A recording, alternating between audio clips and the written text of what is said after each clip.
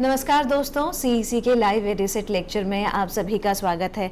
मित्रों, कल के व्याख्यान में हमने अप्रवासी हिंदी लेखन के बारे में जानने की, इसे समझने की कोशिश करी और जानने की कोशिश करी कि किस तरीके से वहाँ के लोक समाज में ये उपस्थित है। मित्रों, आज के इस लेक्चर में भी यानी कि आज के इस व्याख्यान में भी हम अप्रवासी हिंदी लेखन पर ही बात करेंगे, लेकिन आज हम बात करेंगे कि किस प्रकार अप्रवासी लेखकों ने साहित्य के बहाने समाज, इतिहास, भाषा इन सभी को समझाने की कोशिश की है, इन सभी तत्वों को समझाने का प्रयास किया है। और इसके लिए आज फिर हमारे साथ हमारे स्टूडियो में मौजूद हैं प्रोफेसर देवेंद्र चौबे, जो जेएनयू में पढ़ाते हैं। और साथ ही साथ इनके बारे में मैं आपको बताना चाहूँगी कि महात्मा गांधी संस्थान मॉरिशस में ये विजिटिंग प्रोफेसर के तौर पर इन्होंने कार्य किया। तो आज भी ये हमारे साथ हैं और आज भी हमें ओतप्रोत करेंगे उन तमाम अप्रवासी हिंदी लेखकों के माध्यम से, उनकी कृतियों के माध्यम से, उनकी रचनाओं के माध्यम से कि किस तरह से उन्होंने अपना योगदान दिया। तो सबसे पहले मैं स्वागत करना चाहूंगी प्रोफेसर देवेंद्र चौबे का। प्रोफेसर साहब, आपका बहुत बहुत स्वागत है हमारे एडिसेट के लाइव लेक्चर में। जी, जानना चाहेंगे आपसे कि किस प्रकार से अप्रवासी लेखकों ने अपना योगदान दिया। दरअसल कल जब हम विचार कर रहे थे अप्रवासी हिंदी लेखन पर, तो कुछ बातें हमने आपके सामने रखी थी, आप लोग के सामने, कि कैसे 1834 से 1916 के बीच भारत से बड़े पैमाने पर एक तरह से मजदूर यहाँ से बाहर गए और वे मॉरिशस गए, सूरीनाम गए, फिजी गए, ब्रिटिश गुयाना गए, त्रिनिडाद गए, टोबैगो गए और वहाँ जाकर इन भारतीय मजदूरों ने एक तरह से इतिहास बनाया। इतिहास सिर्फ वहाँ के भूगोल को नहीं बदला, बल्कि वहाँ के जो भौगोलिक वातावरण था, वहाँ की जो भाषा थी, वहाँ का जो समाज था, उन सब में एक तरह से अपने देश या भारत की उपस्थिति को दर्ज किया। इसके समानांतर जो सबसे बड़ी चेतना दिखाई पड़ती, जिसकी चर्चा हम लोग बार बार करते हैं, या जो हमारे बहुत सारे डायस्पोरिक हिस्टोरियंस हैं, जैसे हम लोग इस बात पर विचार करते हैं कि जो डच इतिहासकार डर्क एच काल्फ थे, वे बार बार कहते थे कि उस दौर में खास करके जब एक तरह से भारत पर में ब्रिटिश का एक तरह से अंग्रेजों की उपस्थिति थी, और ख़ास तौर से 1857 के पहले, जिसको हम लोग कहते हैं कि एक तरह से भारत धीरे धीरे ब्रिटिश उपनिवेशवाद एक तरह से बनता गया था। और ईस्ट इंडिया कंपनी ने जिस तरीके से कहिए कि 1764 के बक्सर युद्ध के बाद या 1793 में जिस तरह से ज़मीन की नई बंदोबस्ती की प्रक्रिया शुरू हुई और धीरे धीरे जो भारत के गांव थे, वहाँ के जो छोटे छोटे किसान थे, जो मजदूर थे, वे धीरे धीरे एक तरह से किसान से मजदूर बने और मजदूर के बाद भी बनने के बाद भी उनकी स्थिति इतनी खराब थी कि एक तरह से उनका गुजर बसर करना बहुत मुश्किल था।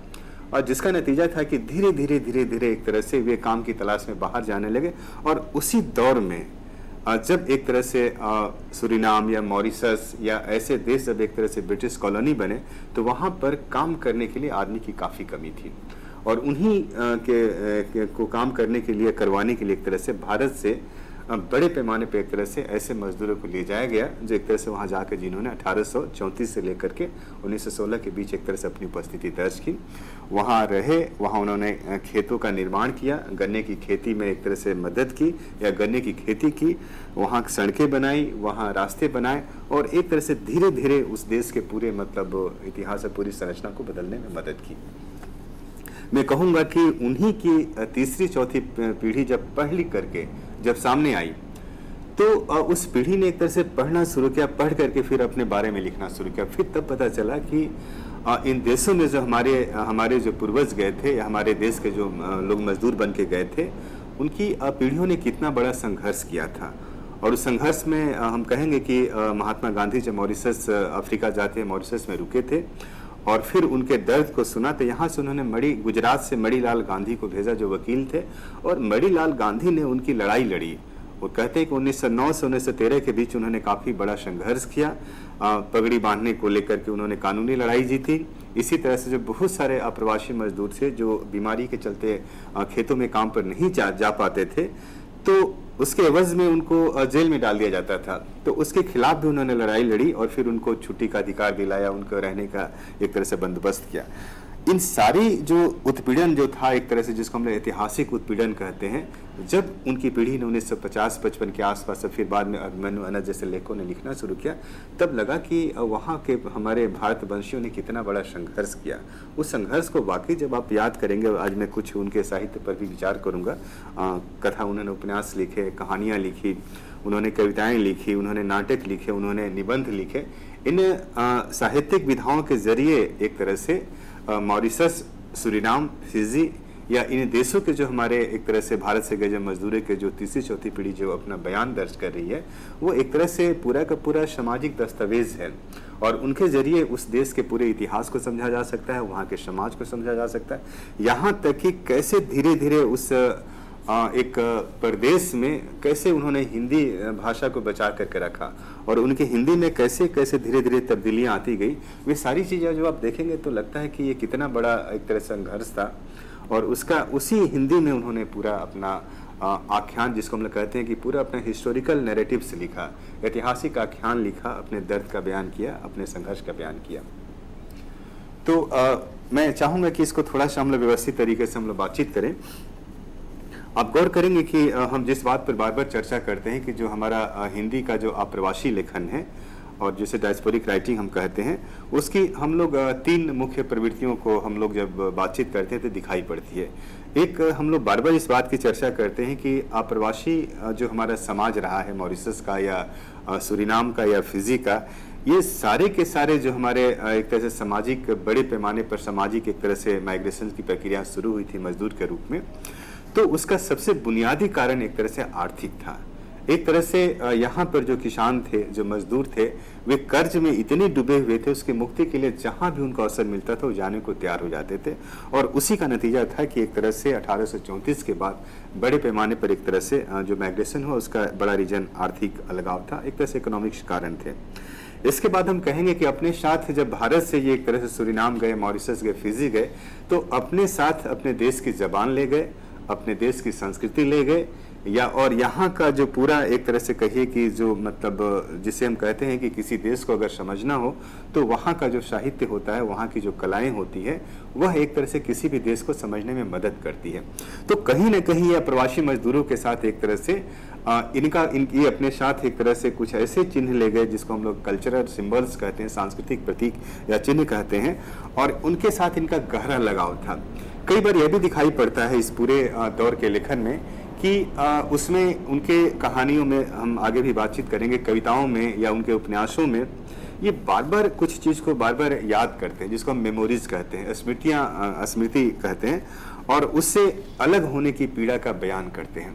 तो हम लोग कई बार कहते हैं कि यह जो पूरा एक तरह से आप्रवासी लेखन है, इसमें आर्थिक अलगाव के साथ साथ जो सांस्कृतिक अलगाव है, जिसको कई बार उसके साथ जो इनका संवेदनात्मक जो एक तरह से रिश्ता है, जिसको हम लोग सेंटिमेंटल एक तरह से रिलेशंस कहते हैं, तो वह संवेदनात्मक एक तरह से जो लगाव था इनका, उससे अलग होने की जो पीड़ा थी, उसको भी ये बयान करते हैं। और इसीलिए आप्रवासी लेखन का एक बड़ा पक्ष हम लोग कई सारे युवा जो लेखक हिंदी के हैं, जैसे बद्री नारायण हैं, मणिनाथ ठाकुर हैं, जब हम लोग बहस करते हैं, अखलाक अहमद आहान है, हम लोग बातचीत करते हैं, तो बार बार कहते हैं कि इनके साहित्य में जो सांस्कृतिक जो चिन्ह मौजूद है, उसको कैसे समझा जाए, जो जिससे बार बार, जैसे भाषा हो या देश की मिट्टी हो, यहाँ के जंगल हो, यहाँ के खेत हो, यहाँ के खलिहान हो, यहाँ के पशु हो, यहाँ के पक्षी हो, उसके प्रति इनका एक अलग मोह दिखाई पड़ता है। और जो सबसे बड़ा मोह है कि अपने गांव से अलग होने का मोह, जिसको हम लोग कहते हैं कि अपने जड़ से अलग होने का मोह, या जिसको हम लोग बार बार कहते हैं कि जन्म स्थान से दूर जाने की जो पीड़ा होती है, वह इनके साहित्य की सबसे बड़ी विशेषता है। और इसीलिए इनके साहित्य में एक खास तरह का कल्चरल, या जिसको हम लोग कहते हैं कि सेंटिमेंटल एलिनेशन या सांस्कृतिक अलगाव दिखाई पड़ता है। आप गौर करेंगे कि इस सबके पीछे आखिर जो सबसे बड़ा कारण है कि ये क्या कारण था कि लेखकों ने एक तरह से इस तरह से अपने को दर्ज किया। हमें बार बार लगता है कि जब एक समाज दूसरे देश से कहीं प्रदेश में जब एक तरह से स्थापित होता है, जाता है वहाँ पर, तो वहाँ की जो सामाजिक, जो ऐतिहासिक, जो भौगोलिक स्थितियाँ होती है, उनसे उन्हें बार बार टकराना पड़ता है। और भारत से जो मजदूर गए, सूरीनाम गए, मॉरिशस गए या फिजी गए, वहाँ पे लोग ने देखा कि वहाँ पर अंग्रेज हैं, और वहाँ पर ये इनको बहुत सारे लोभ देकर ले गया था कि वहाँ पर आपको सोना मिलेगा, वहाँ पर आपको रहने के लिए अच्छा घर मिलेगा, वहाँ कपड़े मिलेंगे, वहाँ अनाज अन्न मिलेगा। लेकिन जब वहाँ गए तो इन्होंने देखा कि इन्हें तो सीधे ठेकेदारों के साथ किसी किसी खेत में भेज दिया गया जहाँ रहने के लिए झोपड़ियाँ थी और वहाँ पर कोई रोशनी की व्यवस्था नहीं थी। वहाँ पर उनको सड़ा हुआ अनाज या चावल दिया जाता था खाने के लिए। अभिमन्यु अनंत ने अपने उपन्यास लाल पसीना में बहुत गहराई के साथ इसका इन सारी चीज़ों का बयान किया गया है। तो इन्हें लगा कि ये तो एक तरह से हमारी पूरी कम्युनिटी, पूरे समूह का एक तरह से अपमान हो रहा है। हमें जिन चीज़ों के तहत कहा जाता है कि 1834 के बाद 1820 में जब दास प्रथा का अंत हुआ था, तो 1834 के बाद जो माइग्रेशन हुआ उसमें एक खास शर्तबंद प्रथा कहते हैं कि हाँ ये आपको सुविधाएं मिलेगी, उसके आधार पर अनुबंध होता था और फिर यहाँ से मजदूर एक तरह से प्रदेश जाते थे। लेकिन जब वहाँ पहुँचते थे तो उस अनुबंध के अनुसार भी उन्हें पूरा का पूरा एक तरह से जो चीज़ें तय होती थी वह भी नहीं दिया जाता था, जिसका नतीजा था कि धीरे धीरे एक तरह से पहली पीढ़ी, दूसरी पीढ़ी एक तरह से धीरे धीरे जब सचेत हुई तो उन्होंने एक तरह से लगा कि तो हमारा सामाजिक अपमान हो रहा है, जिसको हम लोग सोशल ह्यूमिलेशन कहते हैं। और यह सामाजिक अपमान था एक तरह से जिसको बार बार कहा जाता है कि हर आदमी का एक आत्मसम्मान होता है, एक डिग्निटी होती है और उसी तरह से हर समाज का भी एक तरह से अपनी डिग्निटी होती है, जिसको हम लोग सोशल डिग्निटी कहते हैं। और जब उस सोशल डिग्निटी को जब हर्ट किया जाता है, जब उसको चोट पहुंचाई जाती है, तो वह समाज कहीं ना कहीं तिलमिलाता है, वह व्यक्ति भी तिलमिलाता है। और जब तिलमिलाता है तो उसकी दो तीन स्थितियां होती है, या तो वह एक तरह से थक हार करके एक तरह से पूरा एक तरह से मार्जिन पर चला जाएगा या पूरे परिदृश्य से गायब हो जाएगा। दूसरा होता है कि वह एक तरह से किसी ताकतवर समूह के साथ मिल करके एक तरह से उसका हिस्सा बन जाता है। जैसे मॉरिशस, सूरीनाम में भी बहुत सारे जो भारतीय जो थे, जो जिनकी कद काठी काफ़ी मजबूत थी, तो वे एक तरह से मतलब मजदूर नहीं बन करके एक तरह से सुपरवाइजर बन गए या मेट बन गए। और वो मेट बन करके अंग्रेज या कहे जो भी एक तरह से उनके नियोक्ता थे, उनके और मजदूरों के बीच की वो कड़ी बन गए। वो एक तरह से मजदूरों पर अत्याचार करते थे और मालिक के हितों की रक्षा करते थे। तो कहा जाता है कि कई बार एक तरह से यह जो मार्जिन का समाज होता है, अप्रवासी समाज था, वहां पर भी उसमें भी बहुत सारे लोग एक तरह से उस ताकतवर समूह के हिस्सा बने। तीसरी स्थिति होती है कि उस ताकतवर समूह का हिस्सा नहीं बन करके धीरे धीरे एक खास जब स्थितियाँ आती है, तो वहाँ पर एक हमारे बहुत बड़े हिस्टोरियन अंतोनियो ग्राम्शी हैं। अंतोनियो ग्राम्शी बार बार कहते हैं कि जब निम्नवर्गीय समाज जब एक तरह से एक सोशल अपमान से जब गुजरने लगता है, चाहे रंग के चलते, चाहे अपने फिजिक के चलते, तो धीरे धीरे उसके अंदर एक तरह से एक खास तरह की चेतना का विकास होता है। और वह चेतना एक तरह से इस बात की बार बार चर्चा होती है कि उसकी गतिविधियां बदलने लगती है, उसके हाव भाव बदलने लगते हैं और धीरे धीरे एक तरह से वो चीज़ एक सामाजिक प्रतिरोध के रूप में सामने आती है। तो यहाँ पर भी आप गौर करेंगे कि जो पूरा का पूरा साहित्य है, जब हम लोग पढ़ते हैं तो लगता है कि उसके अंदर एक सामाजिक प्रतिरोध की चेतना दिखाई पड़ती है और उसके केंद्र में कहीं ना कहीं एक तरह से वो सामाजिक आत्मसम्मान की जो रक्षा का भाव होता था वह दिखाई पड़ता है। आप गौर करेंगे कि मैं कुछ लेखकों का नाम लेना चाहूँगा क्योंकि सबकी रचनाओं पर बातचीत करना संभव नहीं है, लेकिन कुछ लेखक हैं जिनका नाम लेना बहुत ज़रूरी है, जिन्होंने एक तरह से जिनके पूर्वजों ने एक तरह से काफ़ी संघर्ष किया और उसकी पीड़ा को ये पीढ़ियों से उनसे सुनते आ रहे थे। तो हम कह सकते हैं कि आप्रवासी लेखन का एक जो बड़ा हिस्सा है वो एक तरह से मेमोरीज है, मतलब स्मृतियाँ हैं और उन स्मृतियों के जरिए एक तरह से उस समाज ने एक तरह से उस कैरेबियन द्वीप समूह में या मॉरिशस, ये सब देशों में अपनी उपस्थिति को दर्ज किया और बहुत ताकतवर तरीके से दर्ज किया है। और उसी का नतीजा है कि मॉरिशस में, सूरीनाम में बहुत सारे जो भारतवंशी हैं, जो मजदूर के रूप में जिनके पूर्वज गए थे, आज वहाँ पर एक तरह से वे प्रधानमंत्री हैं, वहाँ पर वे राष्ट्रपति हैं, वहाँ पर एक तरह से बड़े बड़े पदों पर पूरे देश को चला रहे हैं। वही मजदूर जो एक ज़माने में मतलब मिट्टी में काम करता था, मिट्टी के साथ काम करता था, खेतों की कटाई करता था, आज वहाँ का शासक वर्ग बना हुआ है और उन्हीं के संतान लेखन में सक्रिय हैं।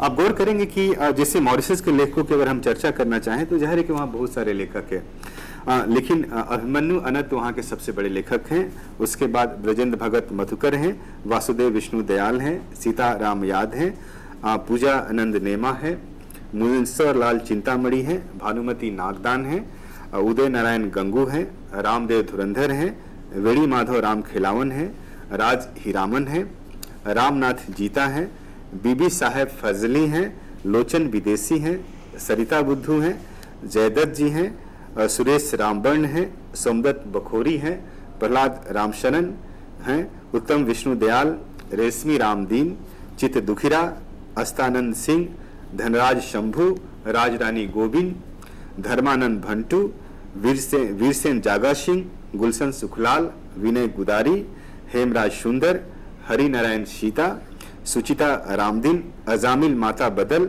महेश राम जीवान। ये इसमें बहुत सारे लेखकों का नाम मैं नहीं ले पा रहा हूँ, लेकिन इन लेखकों ने एक तरह से अपने आख्यान के जरिए पूरे मॉरिशस के पूरे सामाजिक इतिहास को दर्ज किया अपने लेखन में। इसी तरह से जैसा मैं आपसे कह रहा था कि मॉरिशस 1968 में आज़ाद हुआ, उसके बाद वहाँ पर बड़ी संख्या में रचनाएं लिखी गई, कहानी, कविता, उपन्यास, नाटक लिखे गए। इसी तरह से जो सूरीनाम है, सूरीनाम भी 1975 में आज़ाद हुआ और उसके बाद सूरीनाम में भी धीरे धीरे वहाँ हिंदी का प्रचार प्रसार तो लंबे समय से चल रहा था, लेकिन जिन लेखकों ने एक तरह से सूरीनाम में अपने पूर्वजों के संघर्ष को ऐतिहासिक रूप से दर्ज किया है, उन लेखकों में रहमान खां हैं या मार्टिन हरिदत्त लक्ष्मण, महादेव खुनखुन, सुरजन परोही, सूर्य प्रसाद बीरे, अमर सिंह रमन, जीत नारायण, रामदेव रघुवीर। ये इन लेखकों ने एक तरह से अपनी रचनाओं के जरिए पूरे सूरीनाम का जो पूरा सामाजिक संघर्ष है उसको दर्ज करने की कोशिश की है। इसी तरह से फिजी के जो हमारे कुछ लेखक हैं जिन्होंने एक तरह से जो आज भी हिंदी में लिख रहे हैं, जिन्होंने अपना एक तरह से बड़ा योगदान दिया है, उनमें कमला प्रसाद मिश्र हैं, विवेकानंद शर्मा, योगेन महाराज, जोगिंदर सिंह कंवल, अमरजीत कंवल, प्रोफेसर सुब्रमण्य। ये लेखक जो हैं ये हिंदी में लिख रहे हैं और उनकी हिंदी का एक अलग भाव है। जैसे उदाहरण के लिए अगर मैं इन लेखकों की हिंदी की चर्चा करना चाहूँगा तो उसे हिंदी में एक अलग तरह का मतलब कहिए कि एक रवानगी दिखाई पड़ती है, जिसमें अपनी देशी अस्मिता भी है, अपने सामाजिक सम्मान को बचाने की चेतना भी दिखाई पड़ती है। जब इनकी रचनाओं पर हम बात करेंगे तो सारी बातें शायद साफ होगी। इसी तरह से त्रिनाड के जो लेखक, कुछ लेखक जो काफ़ी अच्छा लिख रहे हैं या जिन्होंने लिखा है, उनमें वासुदेव पांडे, श्री उत्तम महाराज, लीला मुशई, त्रिलोचन पांडे, श्री मोहन श्यामलाल हैं। इन लेखकों ने एक तरह से कहा जाए कि जितनी गहराई के साथ अपने सामाजिक संघर्ष को एक तरह से दर्ज किया है, उन पर जब हम विचार करते हैं तो लगता है कि कितना बड़ा साहित्य है। मैं सबसे पहले आप्रवासी लेखन में जो उपन्यास लिखे उनमें से कुछ उपन्यास की चर्चा करना चाहूँगा और उसमें 3 लेखक मेरे सामने हैं जिन्होंने काफ़ी गंभीरता के साथ लिखा है। जैसे वहाँ के सबसे बड़े लेखक अभिमन्यु अनंत हैं, जिन्होंने लाल पसीना जैसा उपन्यास लिखा और लाल पसीना के जरिए उन्होंने एक तरह से आप्रवासी लेखन को एक तरह से काफ़ी ताकत प्रदान किया। आज भी जब इस बात की चर्चा होती है कि आप्रवासी लेखन में एक तरह से मतलब सबसे बड़े लेखक कौन हैं, तो निसंकोच हम लोग कह सकते हैं कि लेखक बहुत अधिक है आप्रवासी लेखन में। लेकिन जिस लेखक ने एक तरह से गहराई के साथ अपने लेखन के जरिए उस समाज का जो इतिहास है, उसकी जो पीड़ा है, जिसको हिप्पोलिटेन कहते थे कि जो साहित्य होता है एक तरह से सामाजिक दस्तावेज होता है, वो सोशल डॉक्यूमेंटेशन होता है।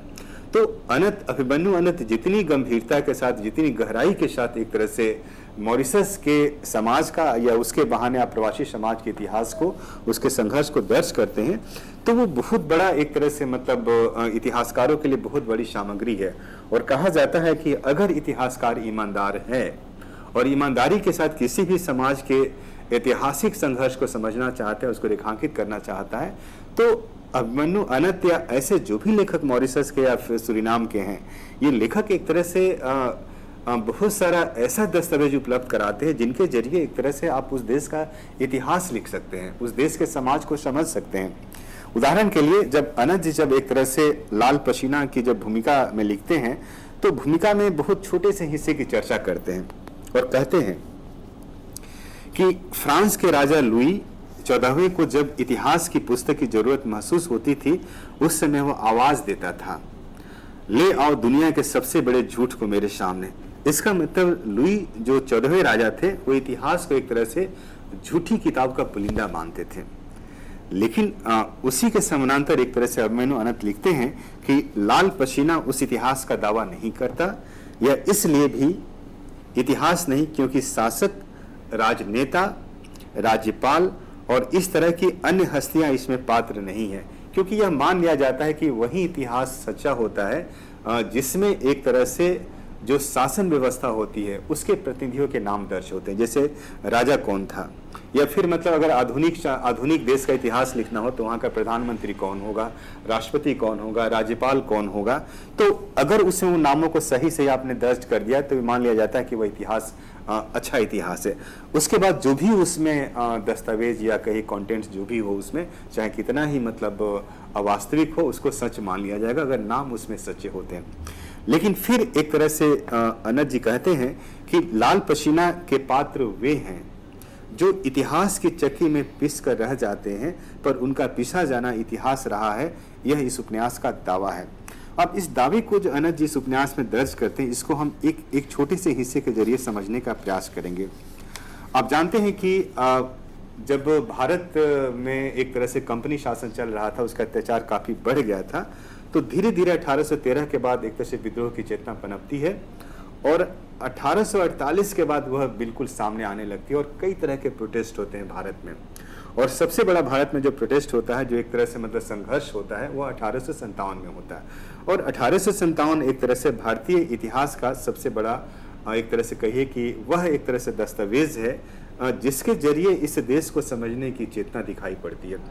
अभी मैं जिस सामाजिक अपमान की बात कर रहा था, 1857 में भी होता है कि बड़े पैमाने पर एक तरह से मतलब किसानों का अपमान होता है, यहाँ के मजदूरों का अपमान होता है और कई तरीके से होता है।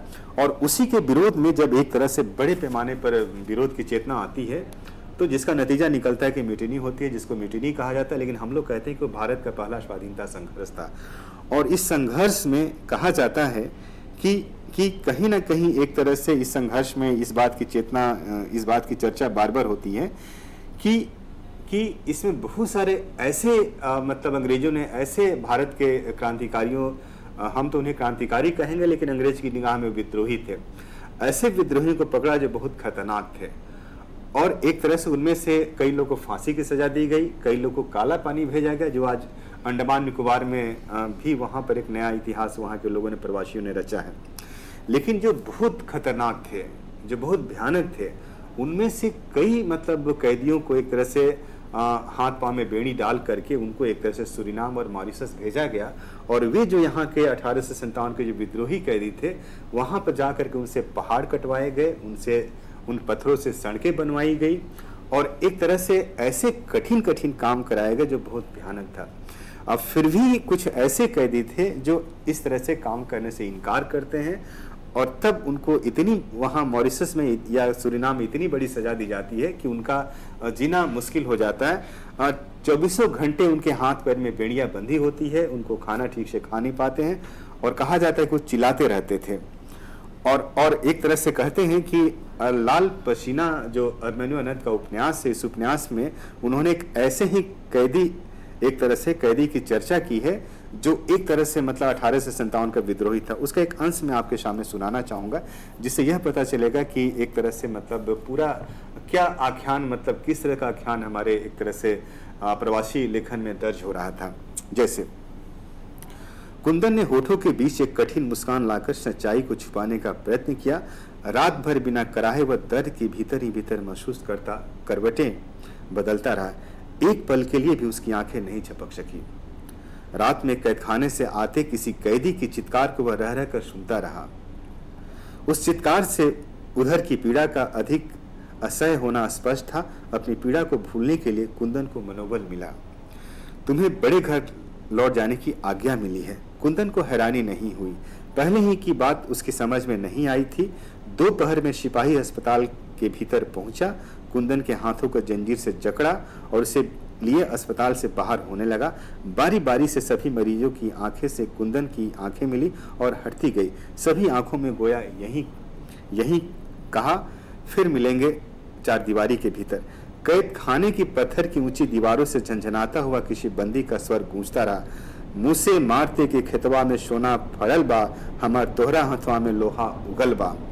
कुंदन इस स्वर को पहचानता था। वही पागल कैदी लोहे की छड़ों को दोनों मुट्ठियों में पकड़े कभी उन्हें एक समझकर दांत से छिलके उतारने की कोशिश करने लगता था। कहा जाता है कि वह भारत का कोई बड़ा क्रांतिकारी था। अंग्रेज सरकार ने गिरफ्तारी के बाद उसे द्वीप में भेज दिया था काला पानी।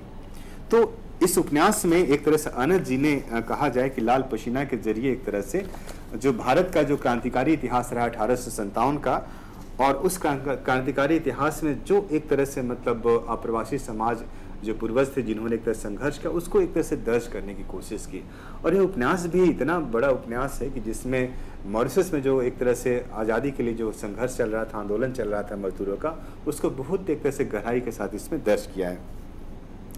इसी तरह से एक दूसरे कथाकार हैं रामदेव धुरंधर। उन्होंने पथरीला सोना नाम का एक बड़ा महाकाव्यात्मक उपन्यास लिखा है, और उस उपन्यास में उन्होंने एक तरह से पूरे भारतवंशी के पूरे इतिहास को दर्ज करने की कोशिश की। उसकी भूमिका का कुछ हिस्सा पढ़ करके मैं आगे बढ़ूंगा। उसकी भूमिका में लिखते हैं, उससे पता चलेगा कि आखिर उनका संघर्ष कैसा था। उस भूमिका का नाम देते हैं यातना शिविर एक मीमांसा, और लिखते हैं, हाथ तब भी यहाँ कटते थे, हाथ आज भी यहाँ कटते हैं, हाथ तब भी यहाँ उगते थे, हाथ आज भी यहाँ उगते हैं। मतलब जो भी हाथ एक तरह से विद्रोह में उठता था, अंग्रेज उसको काट देते थे।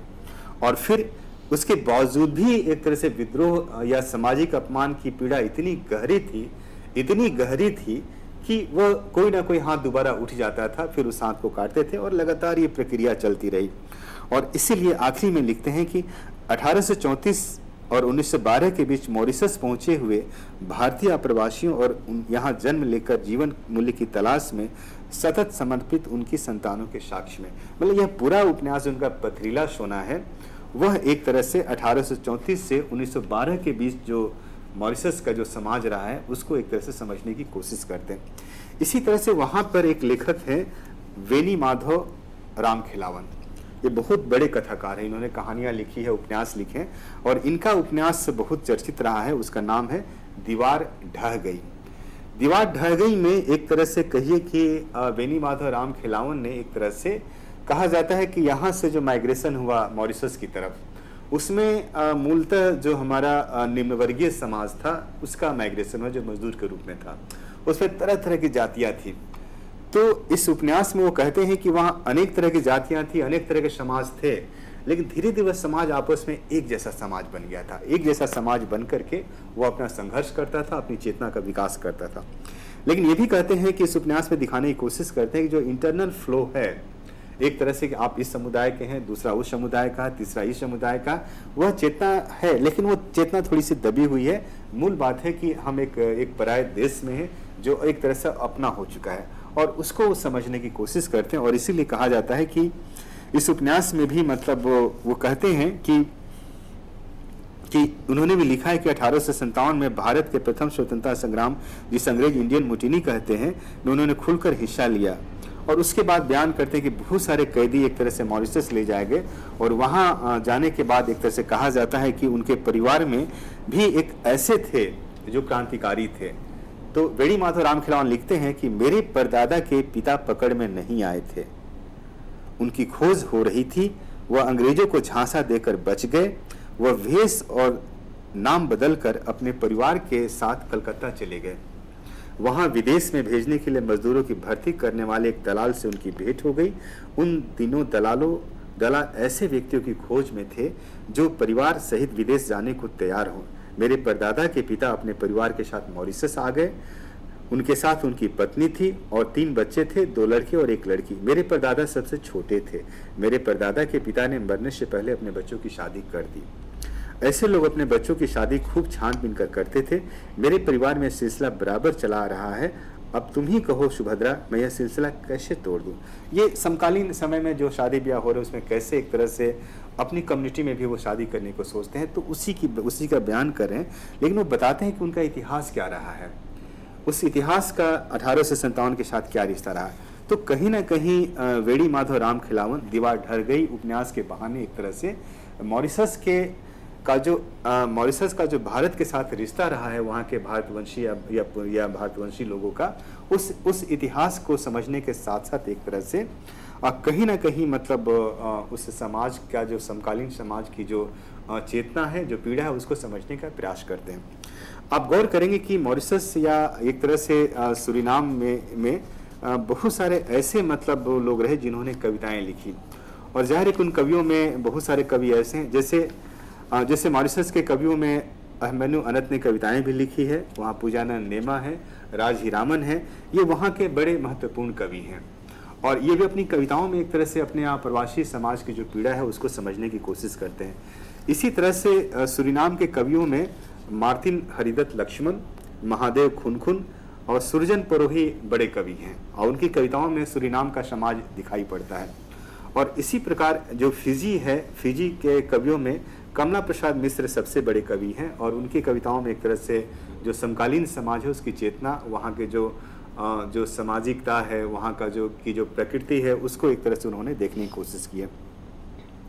मैं इसमें एक छोटा सा हिस्सा मैं एक तरह से पढ़ना चाहूँगा एक तरह से इस पूरी प्रक्रिया में, खास करके वैसे अनंत जी बहुत बड़े कवि हैं और मतलब अपनी कविता के जरिए वो चीज़ों को समझते हैं। उनके एक हिस्सा को पढ़ के फिर मैं एक तरह से एक और कविता पढ़ूंगा का हिस्सा पढ़ूंगा। जैसे इससे थोड़ा सा वहाँ के मजदूरों की पीड़ा भी समझ में आएगी। उनकी एक बड़ी चर्चित कविता है वह अनजान प्रवासी। इसमें लिखते हैं वह अनजान आप्रवासी में लिखते हैं वह अनजान आप्रवासी, देश के अंधे इतिहास ने न तो उसे देखा था, कभी सुनाई उसकी पूरी कहानी हमें, न ही बहरे इतिहास ने सुना था उसके चित्कारों को, जिसकी इस माटी पर बही थी पहली बूंद पसीने की, जिसने चट्टानों के बीच हरियाली उगाई थी, नंगी पीठों पर सहकर बांस की बौछारें बहा बहा कर लाल पसीना, वह पहला गिरमिटियाई देश का बेटा जो मेरा भी अपना था तेरा भी अपना था। यह कविता कहीं ना कहीं जो सोशल ह्यूमिलिएशन है, जो सामाजिक जिसको हम लोग उत्पीड़न कहते हैं या सामाजिक जिसको हम अपमान कहते हैं, उस अपमान की तरफ संकेत करती है कि कैसे उस अपमान को सह करके एक तरह से वहाँ के लोगों ने एक तरह से एक नया इतिहास रचा। इसी प्रकार एक कवि जो हमारे हैं ब्रजेंद्र भगत मधुकर हैं, उनकी कविता कूली देवता है जो काफ़ी चर्चित कविता है। और इस कूली देवता में कहते हैं कि सारे के सारे मजदूर थे, एक तरह से कूली का काम करते, सामान यहाँ से वहाँ ले जाते थे और उसमें उनके मतलब जीवन संघर्ष को अपने एक तरह से उन्होंने देखने की कोशिश से लिखा है कि कूली देवता स्वर्णाक्षरों में लिखा अमर शुभ नाम है, बलिदानों के इतिहास में बारंबार प्रणाम है। सन 1834 में ममता से मुख मोड़ लिया, जन्म जन्म का रिश्ता नाता लाचारी वश छोड़ दिया, प्रेम नेम से लघु भारत को नव भारत से जोड़ दिया, कूली देवा लड़ा वीर रस जीवन का संग्राम है। तो एक तरह से कहिए कि इन रचनाओं के जरिए, कविताओं के जरिए मॉरिशस के कवियों ने, चाहे वो पूजानंद नेमा हो, चाहे अभिमन्यु अनंत हो या राज हीरामन हो, इन कवियों ने एक तरह से अपना जो एक तरह से इतिहास रहा है और उसका कारण भी बताते हैं आखिर क्यों कूली बने ये। तो कहा जाता है कहीं ना कहीं कर्ज से मुक्ति के लिए, जिसको हम लोग कहते हैं जो आर्थिक अलगाव की जो पीड़ा है, जिसको मार्क्सिस्ट फिलॉसफी में भी कहा जाता है कि समाज के अंदर जो भी परिवर्तन होता है, विकास की प्रक्रियाएं होती है, उन प्रक्रियाओं में आर्थिक संरचना की सबसे बड़ी भूमिका होती है। तो यहाँ प्रवासी लेखन का भी एक बड़ा पक्ष है, आर्थिक पक्ष है, जिसके चलते ये सारी चेतनाएं दिखाई पड़ती है। और इसी तरह से मार्टिन हरिदत्त लक्ष्मण सूरीनाम के कवि हैं और उसमें एक तरह से सूरीनाम में एक तरह से वो सरनामी देवी नाम से एक कविता लिखी है जो काफ़ी चर्चित रही है। उसका कुछ अंश मैं आपके सामने रखता हूँ कि सरनामी देवी तू बेदाग भारतीय कली, मनोहर और आकर्षक सरनाम उपवन को तुम अपनी मुस्कुराहट से मरती, फूल सी तुम पार्वती, कमल सी तुम कोमल तुम पार्वती, तुमको पतझड़ छूता नहीं, तुमको पंख दूषित करता नहीं, सरनामी देवी कहा सदा स्पर्श करती तुम्हारी अपनी श्रेष्ठता। तो कहीं ना कहीं एक तरह से उस देश में जा करके जो कवि हैं हमारे, ऐसा नहीं कि सिर्फ मतलब अपने देश को ही याद करते हैं, बल्कि जिस धरती पर रह रहे उस धरती का कर्ज भी उन्हें लगता है कि सूरीनाम ने उनके पूरे पूर्वजों को जगह दिया, उनके बच्चों को पाला पोसा और उसी का नतीजा है कि सूरीनाम में वो एक तरह से जीवित हैं, वहाँ रह रहे हैं। तो उसको भी एक तरह से वो समझने की कोशिश करते हैं। लेकिन उसी के साथ साथ सूरीनाम के जो दूसरे कवि सुरजन जो परोही हैं, उनकी कविता है पहचान नहीं। पहचान नहीं में फिर वही एक कहा जाता है कि स्मृतियों के जरिए एक तरह से अपना जो ऐतिहासिक आख्यान है उसको बताने की कोशिश ये कवि करते हैं, जिसमें एक तरह से जो उनका मन है, जो उस मन जिसको कहा जाता है कि मन की व्याख्या करना बहुत मुश्किल काम है। कहते हैं कि हमारा जो मन होता है उसके कई सारे लेयर्स होते हैं। कभी मन आपसे प्रभावित होता है और आपके हिसाब से नियंत्रित होता है, कभी जो मन होता है वो शासकीय जो प्रभाव होता है उससे भी प्रभावित होता है। और कई बार कुछ ऐसा भी मन होता है जो किसी के प्रभाव में नहीं आता है। और उसी में कहा जाता है कि एक मन ऐसा भी था जो उस दौर में जो एक तरह से चाहे भारत में ब्रिटिश उपनिवेश हो चाहे सूरीनाम में हो, तो उस उपनिवेशन की प्रक्रिया से कहीं भी प्रभावित नहीं था। और इसीलिए ऐसे मन को हम लोग कहते हैं वो डीकोलोनाइज मन था, जो वी उपनिवेशी मन रहा है, जिस पर कोलोनाइज होने का कोई फर्क नहीं है, लेकिन वह अपने तरीके से अपने सामाजिक प्रक्रिया को समझने की कोशिश कर रहा था और उसके जरिए उसके आप्रवासन का जो पूरी जो ऐतिहासिक प्रक्रिया है उसको भी समझने की कोशिश करता है। जैसे वो कहते हैं कि सुरजन पुरोही जो मॉरिशस के सूरीनाम के कवि हैं कहते हैं पहचाना नहीं कविता में, मैं छोड़ आया था माँ पर छुटी नहीं तुम, जहाज भर साथ रही मैंने पहचाना नहीं, सूरीनाम नदी तट पर देश में तुम मेरे साथ हो, अपनी परछाई में तुम्हें ही देखता हूँ माँ। जाहिर है कि ये माँ और कोई नहीं भारत देश के बारे में बयान कर रहे हैं, जो एक तरह से आज भी अपने पूर्वजों से सुनते सुनते कहाँ मतलब 1873 में सूरीनाम पहला जहाज गया था यहाँ से, और आज मतलब जब लिखते हैं 2005-6 में ऐसी कविता, तो ये 200 साल का जो पूरा एक तरह से नॉस्टैल्जिक जो हिस्ट्री है जिसको हम लोग अलग से कई बार स्मृति और इतिहास से जोड़ते हैं, तो वह चेतना दिखाई पड़ती है। आप गौर करेंगे कि इसी तरह से मतलब मॉरिशस के में बहुत सारे या सूरीनाम में लोगों ने कहानी, कविता, उपन्यास लिखा जिसके जरिए वहाँ के समाज को समझने की कोशिश की, जिसमें बीबी साहब फर्जली बहुत चर्चित कहानीकार हैं मॉरिशस की, जो बहुत अच्छी कहानियाँ लिखती हैं। और इसी प्रकार लोचन विदेशी मॉरिशस के बहुत अच्छे कहानीकार हैं। अब जैसे आप देखेंगे कि ये कहानीकार कैसी भाषा लिख रहे हैं। जैसे लोचन विदेशी की एक कहानी है कन्फेशन कहानी का जो शुरुआत का हिस्सा है, जिसमें आपको ये पता चलेगा कि उनकी हिंदी कैसी है एक तरह से मॉरिशस की। जैसे ये एक छोटा सा डायलॉग है, कहते हैं कि आज राज कपूर की फिल्म रिलीज हो रही है लीना पार्क में, शाम को, हाँ जाओगे? अरे यह भी पूछने की बात है, सवेरे तैयार हो जाना, भीड़ बहुत होगी आज। पर क्या है, टिकट के पैसे नहीं, दुर्भाग्य से मेरे पास भी। अच्छा कोई बात नहीं, मैं पैसे का प्रबंध कर लूँगा, जॉक्सन ने बात काटते हुए कहा। मुद्रा गंभीर थी उसकी। उमेश चला गया। जॉक्सन का सहपाठी है वो, दोनों सगे भाई से घूमते फिरते हैं, राज कपूर के बड़े प्रशंसक हैं। क्या मजाल के प्रसिद्ध अभिनेता निर्देशक की एक भी फिल्म दोनों साथ साथ देखने में चूक गए। एक जॉक्सन है, अंग्रेज है, दूसरा उमेश है जो भारतीय मूल का है। तो कई बार एक तरह से ये एक सामाजिक जो एक संबद्धता होती है, लेकिन जो भाषा है वो बिल्कुल आपको लगेगा कि बिल्कुल एक अच्छी हिंदी रच रहे हैं ये सारे लेखक, और उसके जरिए मतलब एक तरह से सामाजिकता को समझने की कोशिश करते हैं। इसी प्रकार एक हमारे जो लेखक हैं सूरीनाम के सूर्य प्रसाद बीरे, उनकी कहानी है लक्ष्मी का देश। उस कहानी में लिखते हैं एक जगह कि यंकी डाला उत्तर देता है, हाँ भाई मैं दूर दराज से आया हूँ, मेरे देश का नाम सूर्य लक्ष्य है, यह देश यहाँ से काफ़ी दूरी पर है।